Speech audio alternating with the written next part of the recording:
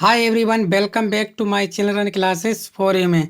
आज हम class 10th गृह विज्ञान 2024 का वायरल पेपर करने वाले हैं, जो आपका 5 मार्च 2024 को एग्ज़ाम में सीधे सीधे आने वाला है। तो आप लोग इस वीडियो को अंत तक देख लीजिए। जो भी मेरी बहनें क्लास 10th जिन्होंने गृह विज्ञान लिया है, केवल बालिकाओं के लिए ही है। आपको पूर्णांक मिलेगा कितना? 70 नंबर का पूर्णांक होगा। आपका पूरा का पूरा वायरल पेपर है आपका 5 मार्च 2024 को। ऐसा ही पेपर, यही पेपर आपको देखने को मिलने वाला है। तो आप कोड याद रखेंगे 823 CD, यही वाला कोड आपके एग्ज़ाम में आने वाला है 5 मार्च 2024 को। गृह विज्ञान का होगा आपका कक्षा 10 का।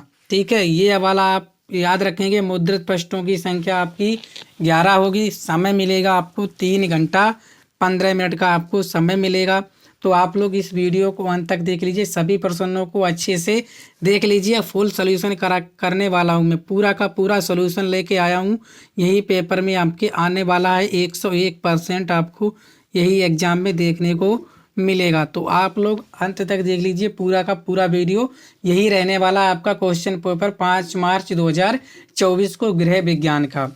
तो नोट है प्रारंभ के जो 15 मिनट हैं आपको प्रश्न पत्र पढ़ने के लिए। Note first 15 minute are allotted for the candidates to read the question paper. सभी प्रश्न आपके लिए अनिवार्य हैं। इस प्रश्न पत्र के 2 खंड, खंड आ तथा खंड बा हैं। खंड आ में 1 अंक के 20 बहुविकल्पीय प्रश्न हैं, जिनके उत्तर आपको OMR उत्तरक पत्रक पर ही देने हैं। खंड आ का प्रत्येक प्रश्न का निर्देश पढ़कर केवल प्रदत्त OMR उत्तरक पत्रक पर ही उत्तर दें। OMR उत्तरक पत्रक पर देने के पश्चात उसे नहीं काटें तथा इरेजर अथवा व्हाइटनर का प्रयोग ना करें। प्रश्न के जो भी अंक हैं उसके सम्मुख अंकित होंगे। खंड बा में आपके 50 अंक के वर्णनात्मक प्रश्न हैं। खंड बा में सभी प्रश्नों के उत्तर एक साथ ही करें। अगर आपको कोई प्रश्न ना आता हो तो उस पर आप समय नष्ट ना कीजिए। ठीक है, प्रथम प्रश्न से आरंभ कीजिए, अंतिम प्रश्न तक करते जाइए। जो प्रश्न ना आता हो उस पर समय नष्ट ना कीजिए। तो हम करने वाले हैं खंड आ 20 अंक के जो आपके बहुविकल्पी आपके प्रश्न हैं, इन सभी को करने वाले। पूरा का पूरा वायरल पेपर है, मैं पूरा का पूरा हल कराने वाला हूँ फुल सॉल्यूशन के साथ है। अगर आपको इसकी PDF चाहिए तो PDF भी आपको मिल जाएगा, लिंक डिस्क्रिप्शन में, वहाँ से PDF आप डाउनलोड कर लीजिएगा। चलो, सबसे पहला प्रश्न बचत विनियोग का साधन है। बचत विनियोग का साधन है डाकघर, बैंक, जीवन बीमा, उपयुक्त सभी। तो बताइएगा क्या हो जाएगा? बचत विनियोग का साधन है। तो आप सभी जानते हो जो बचत विनियोग का साधन है, डाकघर भी है, बैंक भी है, जीवन बीमा भी है। आप डाकघर में भी जाके कर सकते हो बचत, बैंक में जाकर जमा कर सकते हो, जीवन बीमा भी आप करा सकते हो। तो इसका जो ऑप्शन हो जाएगा ऑप्शन नंबर डी, उपयुक्त सभी। ठीक है, क्या हो जाएगा आपका? उपयुक्त सभी। इसके बाद दूसरा, आदर्श पारिवारिक बजट माना जाता है घाटे का बजट, संतुलित बजट, बचत का बजट, दैनिक बजट। बताओ, आदर्श आपका अगर पारिवारिक बजट है तो वो माना जाता है। ठीक है, बिल्कुल करेक्ट आंसर आप लोग बता रहे हो। क्या बता रहे हो? संतुलित बजट। बिल्कुल सही आंसर है आपका। क्या हो जाएगा आपका? संतुलित बजट। इसके बाद तीसरा, वैक्यूम क्लीनर का प्रयोग किया जाता है बर्तन की सफाई के लिए, घर की सफाई के लिए, धातुओं को चमकाने के लिए, फर्नीचर को पॉलिश करने के लिए। बताओ, वैक्यूम क्लीनर का प्रयोग किया जाता है। बिल्कुल सही आंसर आप लोग बताएंगे। ठीक है, तो आप सभी जानते हो जो वैक्यूम क्लीनर है उसका प्रयोग किया जाता है घर की सफाई के लिए। चाहे आपके बेड में गंदगी हो, चाहे आपके आंगन में हो, तो ये क्या करता है? उसकी सभी की सफाई कर देता है। कौन? Vacuum cleaner. पूरा का पूरा हल प्रश्न करने वाला हूँ, सभी प्रश्न। ठीक है, चाहे आपके लघु हो, चाहे आपके अति लघु हो, चाहे आपके दीर्घ हो, सभी प्रश्नों को मैं हल करके दिखाने वाला हूँ। ऐसे ही आप पेपर में जाके छाप देना। फूलों को अधिक समय तक ताज़ा बनाए रखने के लिए फूलदान के पानी में क्या डालना चाहिए? ठीक है, सभी 1 नंबर के हैं, आप देख सकते हो। ठीक है, ऐसे ही आपको अंक जो है सम्मुख देखने को मिल जाएंगे।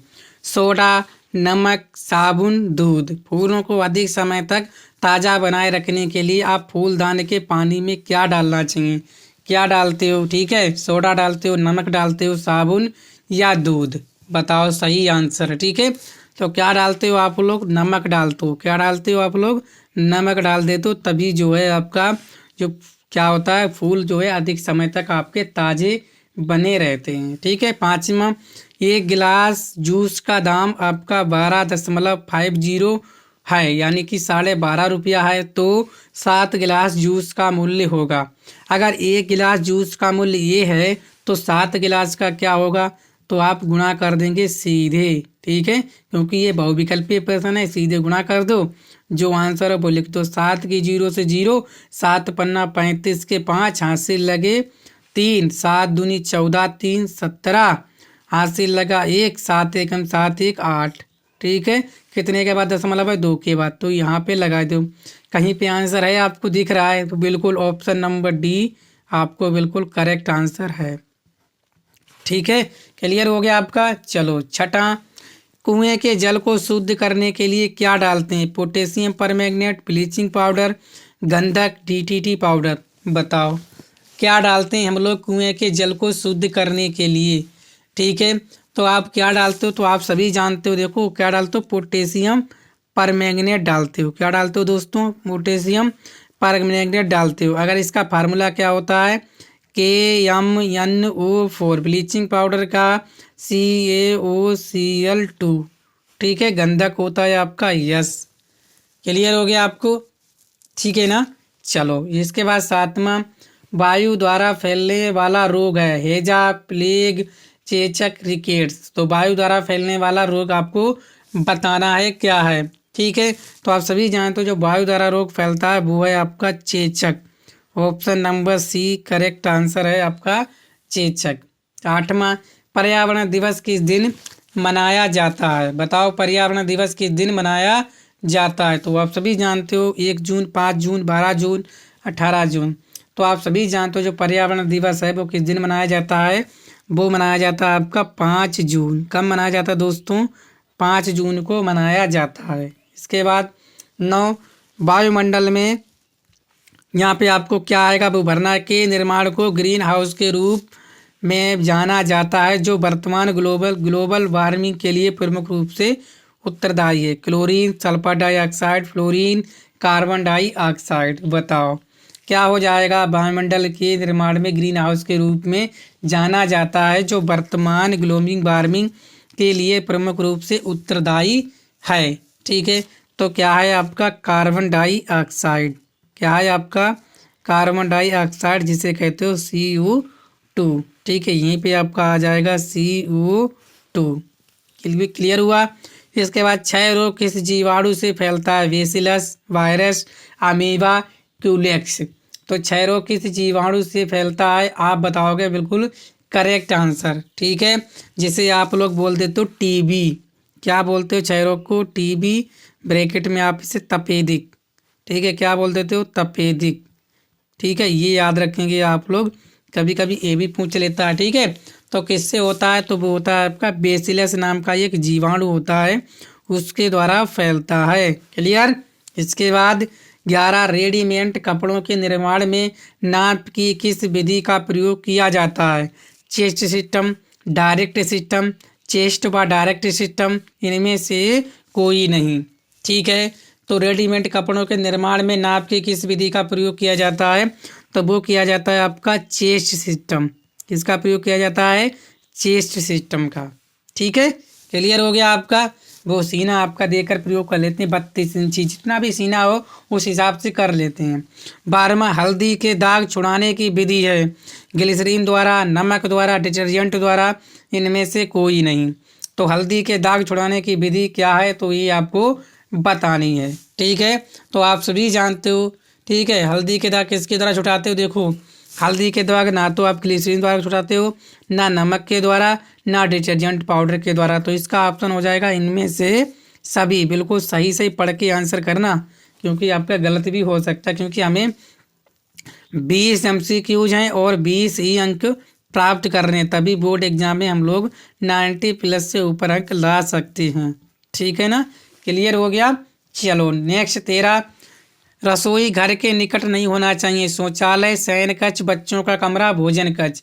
तो रसोई घर के निकट नहीं होना चाहिए। तो ये आप बताओ क्लियर आंसर क्या होना चाहिए। देखो रसोई घर के पास शयन कक्ष हो कोई दिक्कत नहीं है, सोने वाला कमरा, बच्चों का कमरा हो कोई दिक्कत नहीं है, भोजन कक्ष भी हो तब कोई दिक्कत नहीं है।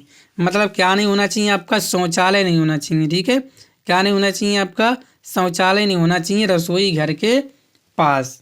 ठीक है, सभी प्रश्न अच्छे से समझ में आ रहे हैं तो वीडियो को शेयर कर दो अपनी सहेलियों के साथ और चैनल को आप सब्सक्राइब भी कर लीजिए।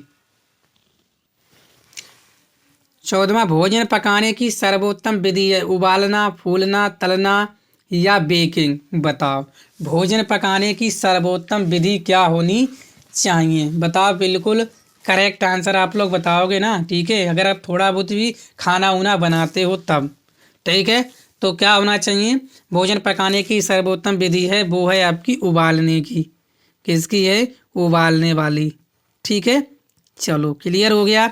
उबालने से ये होता है खाना आपका कच्चा नहीं रहता, पका हुआ बिल्कुल अच्छा सा बन के तैयार होता है। ठीक है, 15वां, विटामिन सी का सबसे अच्छा स्रोत है दूध, हरी सब्जियां, दाल, खट्टे फल। तो विटामिन सी का सबसे अच्छा स्रोत है, ये बताओ आप लोग। ठीक है ना, तो क्या है, तो आप सभी जानते हो जो विटामिन सी का सबसे अच्छा स्रोत है वो होता है आपके खट्टे फल। ठीक है, जैसे नींबू वगैरह। ठीक है, ये सब। 16वां, 1 ग्राम वसा कितनी कैलोरी देता है। 1 ग्राम वसा कितनी कैलोरी है दोस्तों। ठीक है, याद रखेंगे, ये टाइपिंग में थोड़ी सी मिस्टेक हो गई तो आप घबराना मत। 1 कैलोरी कितनी, 1 ग्राम वसा कितनी कैलोरी देता है, 4 कैलोरी, 6 कैलोरी, 8 कैलोरी, 9 कैलोरी। तो कितनी देता है आपकी, 9 कैलोरी देता है। ऑप्शन नंबर डी आपका बिल्कुल करेक्ट आंसर है। 17, लू से प्रभावित व्यक्ति को किस प्रकार का पेय पदार्थ दिया जाता है। गर्म चाय, गर्म दूध, आम का पन्ना, फलों का रस। तो लू से प्रभावित व्यक्ति को किस प्रकार का पेय पदार्थ दिया जाता है, तो दिया जाता है आम का पन्ना। ठीक है, ऑप्शन नंबर सी। इसके बाद अचल संधि कहाँ पाई जाती है, खोपड़ी, घुटना, कलाई, कोहनी। तो अचल संधि कहाँ पाई जाती है, तो वो पाई जाती है आपकी खोपड़ी, खोपड़ी में, कपाल में पाई जाती है। Option number A. 19, अस्थियों की टूट को कहते हैं मोच, संक्रमण, अस्थिभंजन, विस्थापन। अस्थियों की टूट को कहते हैं, क्या कहते हैं दोस्तों, तो उसे कहते हैं हम लोग अस्थि भंजन। क्या कहते हैं, अस्थि भंजन। ऑप्शन नंबर सी। 20, श्वसन क्रिया में रक्त का शुद्धिकरण किस गैस के द्वारा होता है। Nitrogen, hydrogen, oxygen, carbon dioxide. बताओ, श्वसन क्रिया में रक्त का शुद्धिकरण किस गैस के द्वारा होता है, किसके द्वारा होता है, तो वो होता है आपका ऑक्सीजन के द्वारा होता है। ऑप्शन नंबर सी बिल्कुल करेक्ट आंसर है। अब हम करने वाले हैं दोस्तों खंड बा, जो आपका 50 अंक का होगा, पार्ट बी। ये समझ लीजिए। ठीक है, चलो क्या है, प्रश्न संख्या 21 से 26 तक अति लघु उत्तरीय प्रश्न है। इनके उत्तर अधिकतम 25 शब्दों में लिखिए, 12 अंक के हैं। कितने शब्दों में लिखना है, अधिकतम 25 शब्दों में और 12 अंक के हैं। कहने का मतलब है 21 से 26 आपके कितने प्रश्न होंगे, 6 प्रश्न है, 2-2 अंक के आपके पूछे जाएंगे। चलो 21 प्रश्न देख लेना है। क्या है, जल में कितने प्रकार की अशुद्धियाँ पाई जाती हैं। जल, ठीक है, ये उत्तर है आपका। ठीक है, ये उत्तर क्या है, जल में सामान्य रूप से 2 प्रकार की अशुद्धियाँ पाई जाती हैं। का जल में घुलित अशुद्धियाँ और खा अघुलित अथवा तैरने वाली अशुद्धियाँ। क्लियर हो गया, पूरा का आंसर भी यहीं पे सलूशन भी कर दिया गया है। ठीक है, अगर आपसे पूछे जल में कितने प्रकार की अशुद्धियाँ पाई जाती हैं, तो आप लिखोगे जल में सामान्य रूप से 2 प्रकार की अशुद्धियाँ पाई जाती हैं।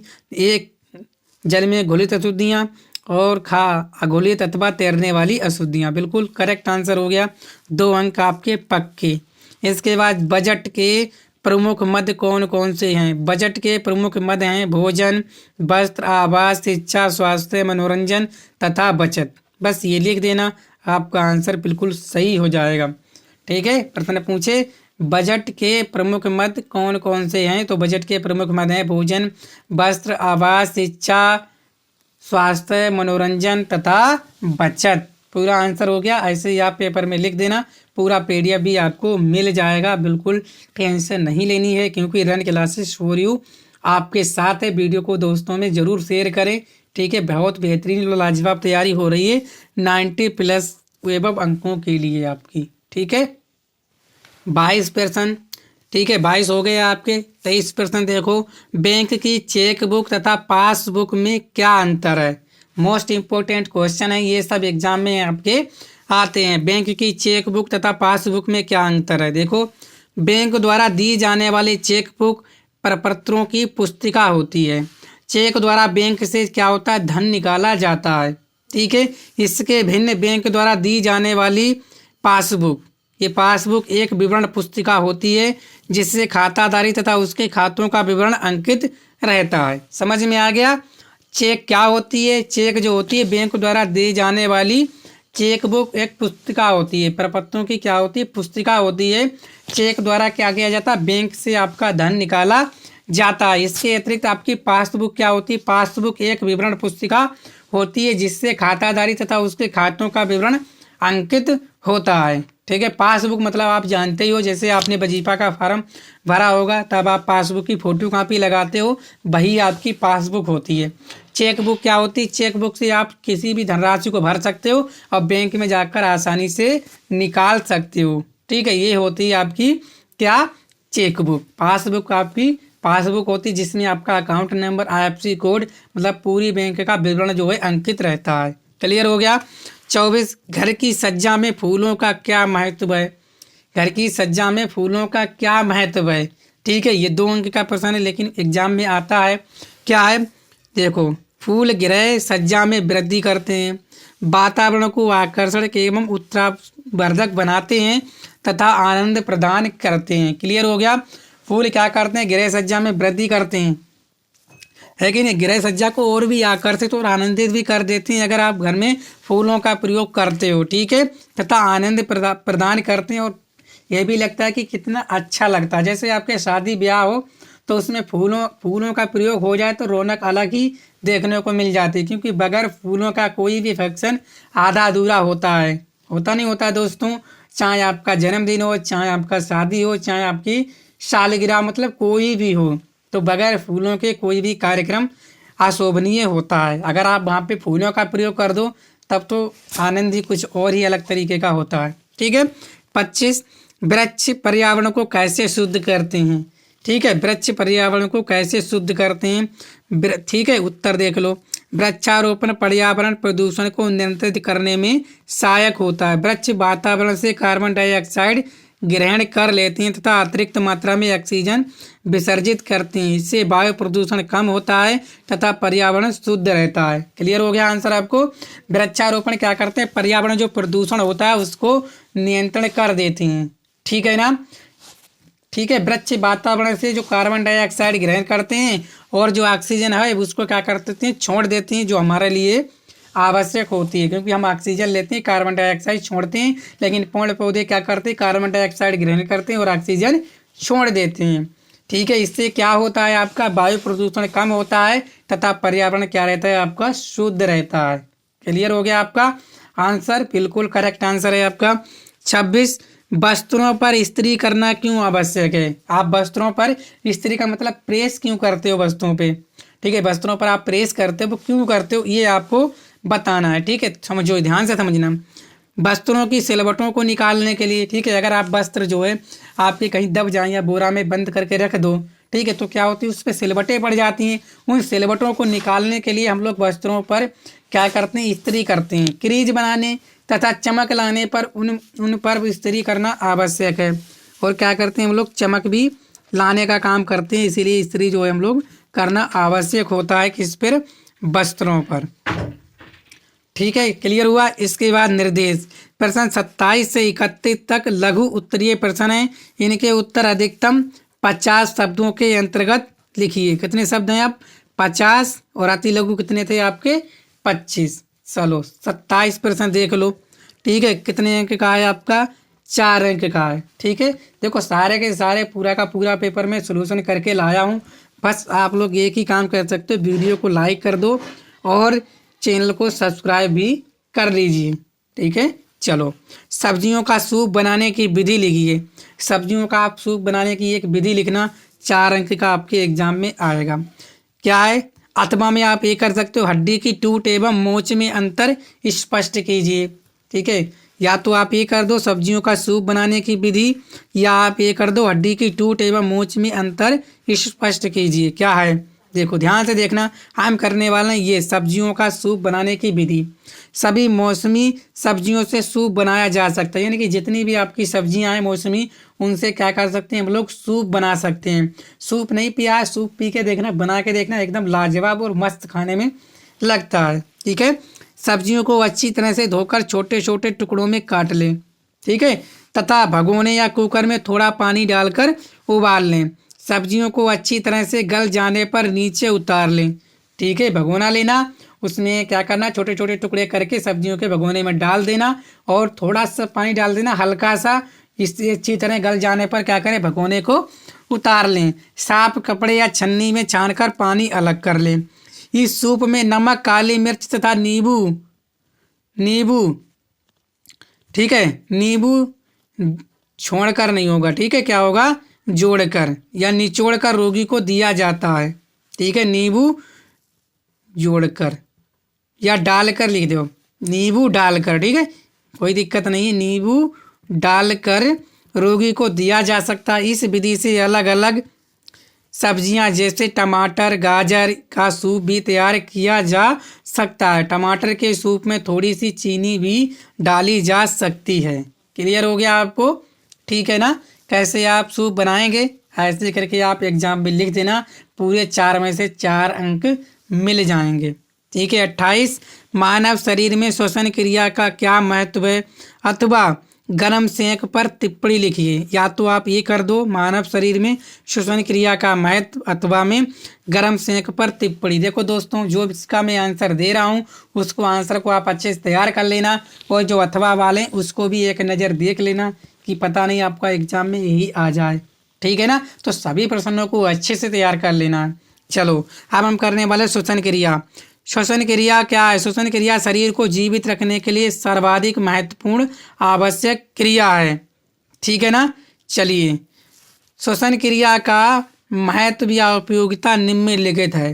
क्या है? श्वसन क्रिया द्वारा ही शरीर में उपस्थित रुधिर तथा संबंधित कोशिकाओं को ऊर्जा उत्पादन करने के लिए ऑक्सीजन उपलब्ध हो पाती है। ठीक है, नंबर 2, शरीर की विभिन्न क्रियाओं द्वारा उत्पादित दूषित पदार्थ मुख्य रूप से कार्बन डाइऑक्साइड आदि का विसर्जन भी श्वसन क्रिया द्वारा ही होता है। ये दोनों पॉइंट आप लोग एग्जाम के लिए रख लेना और अच्छे से याद कर लेना, यही आपके एग्जाम में पूछा जाएगा। सबसे सरल और सटीक भाषा में मैं आपको समझा रहा हूँ। ठीक है, 29 पाक क्रिया का पौष्टिक तत्वों पर क्या प्रभाव पड़ता है, अथवा प्रेशर कुकर की क्या उपयोगिता है।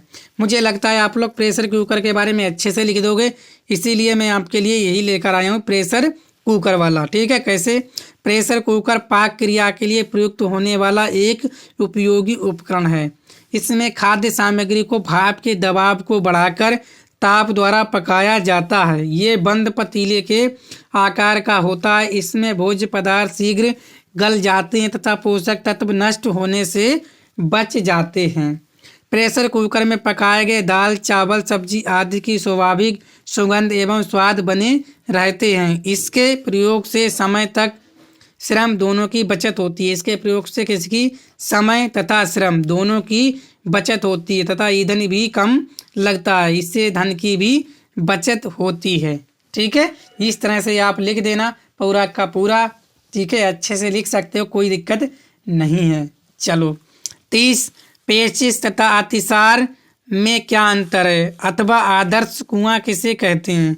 ठीक है, तो पेचिश तथा अतिसार में क्या अंतर है, आदर्श कुआं किसे कहते हैं, इन में से कोई एक करना है आपको। ठीक है, तो चलो हम करने वाले हैं पेचिश तथा अतिसार। ठीक है, चलो इन दोनों रोगों का सीधा संबंध पाचन तंत्र से ही है। किसका? पेचिश तथा अतिसार, इन दोनों रोगों का सीधा संबंध किससे? आपका पाचन से ही है। इन दोनों रोगों के लक्षणों में अनेक समानताएं हैं, परंतु वास्तव में इनमें कुछ स्पष्ट अंतर भी है। सामान्य रूप से अतिसार का मुख्य कारण अपच होता है। इससे विभिन्न पेचिश की उत्पत्ति का मुख्य कारण कुछ जीवाणुओं का संक्रमण होता है। यही कारण है कि पेचिश में प्राय ज्वर भी हो जाता है। कभी कभी पेचिश में शोक माध्यम से आंव, श्लेष्म तथा रक्त का स्राव हो जाता है। जहाँ तक अतिसार का प्रश्न है, इस प्रकार के कोई लक्षण प्रकट नहीं होते हैं। अतिसार की दशा में प्रायः बच्चों को अधिक संख्या में तथा पतले दस्त होते हैं। यानी कि जो बच्चे हैं, किसके, अतिसार की दशा में बच्चों को अधिक संख्या में क्या होते हैं, पतले दस्त होते हैं, जिससे बच्चा क्रमशः कमज़ोर होने लगता है। ठीक है, इस तरह से आप लिख देंगे, बिल्कुल करेक्ट आंसर। ठीक है, समझ में आ रहा है? चलो, कोई दिक्कत नहीं है। अब हम चलते हैं अपने 31 प्रश्न की तरफ। जीवन बीमा करने के क्या लाभ हैं, अथवा वैक्यूम क्लीनर किसे कहते हैं, इसके क्या लाभ हैं। ठीक है, जीवन बीमा तो आप अच्छे से लिख सकते हो, क्या होती है, इससे धन की बचत होती है। ठीक है, ये सब लिख देना, सारे के सारे पॉइंट 4 अंक का है। और मैं आपको बताऊंगा कि वैक्यूम क्लीनर किसे कहते हैं, इसके क्या लाभ हैं। ठीक है, हमें एक प्रश्न करना था तो एक मैं करके दिखा रहा हूँ, जो ना आता वो आप अच्छे से रिवीजन कर लीजिए जाके आपकी किताब से। ठीक है, जो भी आपके नोट्स बनवाए हो अध्यापकों ने, उससे कर लीजिएगा। ठीक है, चलो, वैक्यूम क्लीनर किसे कहते हैं। वैक्यूम क्लीनर घर की सफाई के लिए प्रयोग में ले जाने वाला एक आधुनिक विद्युत चलित उपकरण है, जो फर्श पर बिखरी हुई या बिस्तरों आदि में भरी हुई धूल को अपनी ओर खींच लेता है। ठीक है, वैक्यूम क्लीनर क्या है, सफाई करने वाला एक आधुनिक विद्युत से चलने वाला उपकरण है, यानी विद्युत से चलने वाला उपकरण है। ये क्या करता है, फर्श पर बिखरी हुई जो भी अशुद्धियां हैं, यानी कि धूल को क्या करता है, अपनी ओर खींच लेता है। सारी धूल इस यंत्र में लगे डिब्बे या थैली में एकत्र हो जाती है। बाद में इस थैली को कूड़ेदान में झाड़ दिया जाता है। इस उपकरण द्वारा घर के सभी भागों एवं वस्तुओं की सफाई सुगमता से की जा सकती है। फर्नीचर, दरी, कालीन, अलमारी में टंगे कपड़ों से भी धूल निकालने के लिए इस उपकरण को सफलतापूर्वक प्रयोग किया जा सकता है। ठीक है, किसके द्वारा, वैक्यूम क्लीनर के द्वारा। क्लियर हो गया। चलो, अब हम निर्देश प्रश्न संख्या 32 से 34 दीर्घ उत्तरीय प्रश्न है। प्रत्येक प्रश्न के उत्तर लगभग 100 शब्दों में दीजिए। ठीक है, चलो, 32, घर की सफाई से आप क्या समझते हैं। घर की सफाई के विभिन्न प्रकारों का वर्णन कीजिए। 6 अंक का आपका एग्जाम में आएगा। ठीक है, अथवा में आप ये कर सकते हो, सामान्य स्वस्थ व्यक्ति और रोगी के भोजन में क्या अंतर होते हैं, रोगी को भोजन देते समय किन बातों का ध्यान रखेंगी। ठीक है, ये वाला। चलो, कोई दिक्कत नहीं है।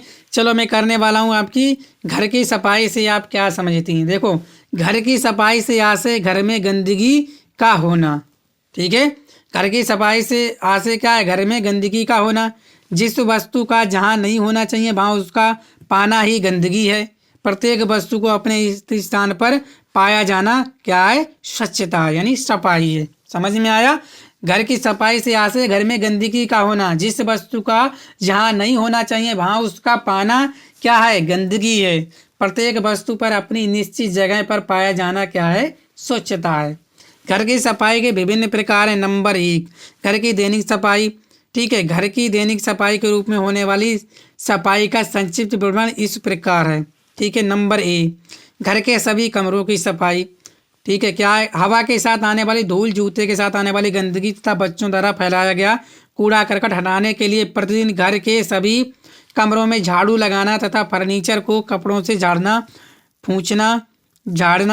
पोंछना आवश्यक होता है। ठीक है, ये हो गया। बी, रसोई घर की सफाई। रसोई घर का एक मुख्य स्थान है जिसकी सफाई प्रतिदिन आवश्यक होती है। रसोई घर में भोजन पकाने से संबंधित विभिन्न कार्य किए जाते हैं, जिनसे खाद्य सामग्री के कारण सब्जियों आदि के छिलके तथा दाल सब्जी आदि के छींटे इधर उधर अवश्य पड़ते हैं।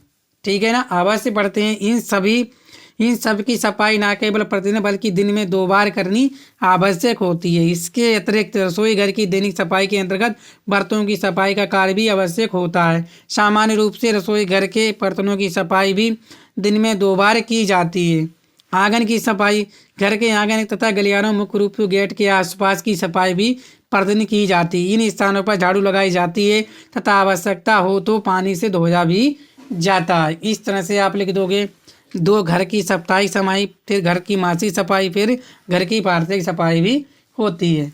ठीक है, इस तरह से लिख देना, आपको 6 अंक पक्के। 33 18 वर्षीय लकड़ी के कुर्ते की प्रमाणिक नाप लिखिए व ड्राफ्टिंग कीजिए 6 अंक। अथवा में परिवार में बचत क्यों आवश्यक है, बचत विनियोग की विधियां लिखिए।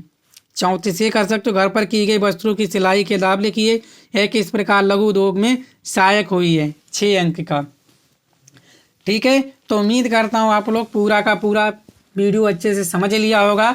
यही आपके एग्ज़ाम में आने वाला है, तो आप लोग वीडियो को शेयर कर देना अपने दोस्तों के साथ, और चैनल पर पहली बार आए हो तो चैनल को सब्सक्राइब भी कर लीजिए, क्योंकि चैनल सब्सक्राइब और वीडियो शेयर करने का हम आपसे कोई पैसा नहीं लेते हैं, बस हमें मोटिवेशन मिलता है। ठीक है दोस्तों, तो चलिए आप अपनी तैयारी को अच्छे से कीजिए, अपना ख्याल रखिए। ठीक है, थैंक यू।